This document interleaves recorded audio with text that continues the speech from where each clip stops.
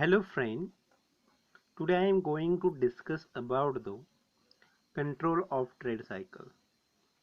To the last few lectures, I have discussed about the meaning of the trade cycle, characteristics of the trade cycle, features of the trade cycle, and two theories of the trade cycle which are known as Hartree's theory of trade cycle, which is a monetary theory of trade cycle, and Schumpeter's innovation theory of trade cycle. After that syllabus, I am now going to last point from the first unit, that is the control of trade cycle. मित्रांनो, आपण पाठीमागच्या काही लेक्चरमध्ये unit first मधील बऱ्याच काही संकल्पना आपण पाहिलेल्या आहेत, अनुभवलेल्या आहेत.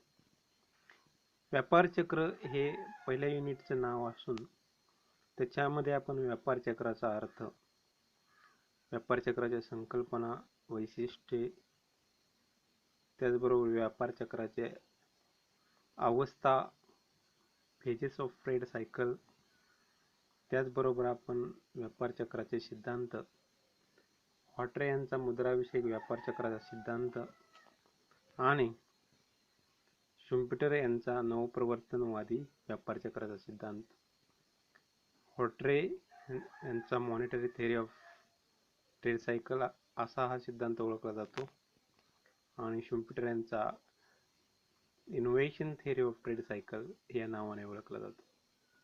या दोन्ही सिद्धांताचा आपण या ठिकाणी सविस्तर उल्लेख पाहिलेला आहे, सविस्तर लेक्चर याच्यावरती ऐकलेले आहे.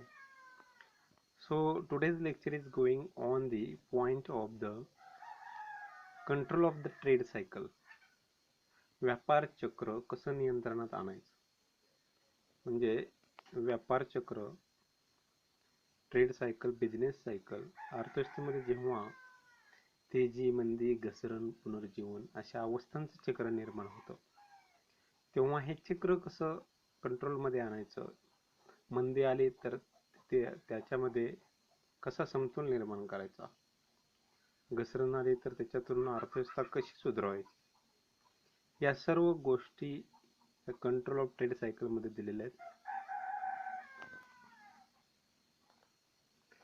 The control of the trade cycle, we can do control on the trade cycle through the two ways. The first is the monetary measures and second is the fiscal measures. तर मित्रांनो, व्यापार चक्रावरती नियंत्रण आणण्यासाठी प्रामुख्याने दोन प्रकारे उपाययोजना केल्या जातात. एक म्हणजे मुद्राविषयक उपाययोजना आणि दुसरं म्हणजे वित्तीय उपाययोजना. ह्या दोन उपाययोजनांच्या माध्यमातून व्यापार चक्रावरती नियंत्रण आणलं जातं. तेजी, मंदी, घसरण, पुनर्जीवन हे जे काही अर्थव्यवस्थेमध्ये अवस्था निर्माण होतात आणि अर्थव्यवस्था ढासळते, कोलमडते, कधी अर्थव्यवस्थेमध्ये चढ उतार असतात, हे चढ उतार कमी करण्यासाठी व्यापार चक्रावरती नियंत्रण ठेवावं लागतं. आणि ह्या व्यापार चक्रावरती नियंत्रण ठेवण्यासाठी प्रामुख्याने दोन प्रकारची उपाययोजना केल्या जातात. एक म्हणजे मॉनिटरी विषयक धोरण आणि दुसरं म्हणजे वित्तीय धोरण, फिस्कल धोरण. म्हणजे मॉनिटरी मेजर्स आणि फिस्कल मेजर्स, मुद्राविषयक उपाययोजना आणि वित्तीय उपाययोजना, याच्या माध्यमातून या ठिकाणी प्रामुख्याने व्यापार चक्रावरती नियंत्रण ठेवता येतं. There are two ways which are used for the control the trade cycle in economy. The first way is the monetary measures and second way is the fiscal measures. In the monetary measures, the first point is the bank rate. Through the bank rate, we can control the trade cycle. If there is a very high inflation in the period of the boom, then we can increase the bank rate, and when there will be the depression, then we can decrease the bank rate. तर monetary measures हा पहिला उपाययोजना आहे. त्याच्यामध्ये bank rate, जेव्हा अर्थव्यवस्थेमध्ये प्रामुख्याने खूप तेजी असते तेव्हा बँक रेट वाढवला जातो आणि खूप मंदी असते तेव्हा बँक रेट कमी केला जातो. बँक रेट काय आहे? तर कमर्शियल बँकांनी ज्या व्याजदराने कर्ज द्यावं असं रिझर्व्ह बँकेने ठरवलेलं असतं त्या व्याजदराला बँक रेट असं म्हणतात. The interest rate which is decided by the reserve bank for the lending of commercial bank to the people. तर व्यापारी बँकांनी ज्या व्याजदराने कर्ज देणं अपेक्षित असतं त्या दराला बँक रेट असं म्हणतात. मंदीच्या काळात हा बँक रेट कमी केला जातो, तेजीच्या काळात वाढवला जातो. The second measures from the monetary measures, that is the cash reserve ratio, that called the CRR, त्यालाच आपण मराठीमध्ये रोख राखीव निधी असं म्हणतो. रोख राखीव निधी म्हणजे काय की व्यापारी बँकांनी एक विशिष्ट निधी स्वतःजवळ रोख स्वरूपामध्ये ठेवणं अपेक्षित असतं. म्हणजे रिझर्व्ह बँकेच्या नियमानुसार विशिष्ट निधी स्वतःजवळ ठेवणं अपेक्षित असतं. जेव्हा अर्थव्यवस्थेत तेजी असते तेव्हा ह्या निधीचे प्रमाण वाढवले जाते. जेव्हा अर्थव्यवस्थेमध्ये मंदी असते ह्या निधीचे प्रमाण कमी केले जाते, जेणेकरून लोकांना जास्त कर्ज उपलब्ध करून देता येते. That cash reserve ratio is decided by the Reserve Bank of India. When in economy there will be the depression, then the cash reserve ratio will be the reduced, and when there will be the period of the boom, then cash reserve ratio will be the increased. The third point is the open market operation. Government is going to sold securities in the open market in the period of the boom, and government is purchase security buyback from the people in the period of the depression.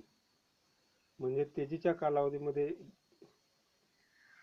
सरकार कर्ज रोखे विकते आणि त्याच्या माध्यमातून पैसे गोळा करते, लोकांकडून पैसा काढून घेते. तर मंदीच्या कालावधीमध्ये स्वतः कर्ज रोखे सरकार लोकांना कर्ज देते आणि लोकांना मंदीच्या कालावधीमध्ये खर्च करण्यासाठी प्रोत्साहित करते. The fourth means of controlling trade cycle, that is the qualitative measures. The government can proceed to the people for the control the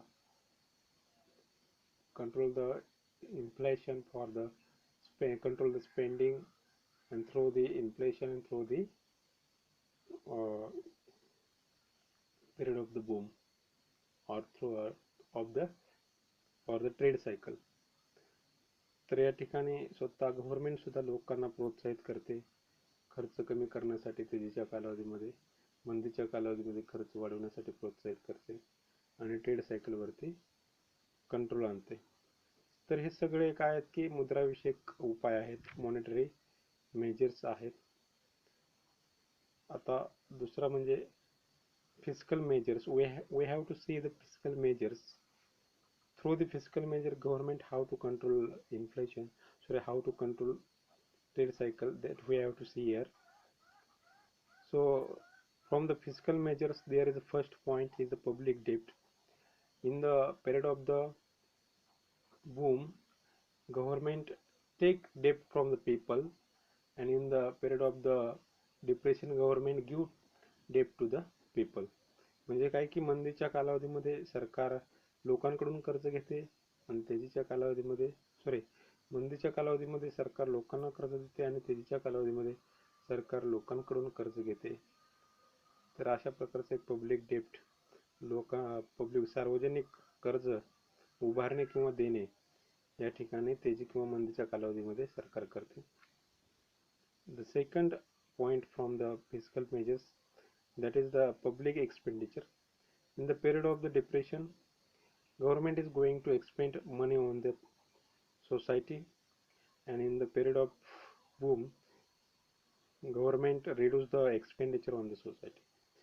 तर काय आहे की मंदीच्या कालावधीमध्ये सरकार लोकांवरती खर्च करते, समाजावरती खर्च करते, समाजात खर्च करते, पायाभूत सेवा सुविधावरती खर्च करते आणि तेजीच्या कालावधीमध्ये हा खर्च कमी करते. तर त्याच्या माध्यमातून व्यापार चक्रावरती नियंत्रण आणते. Third point is the taxation.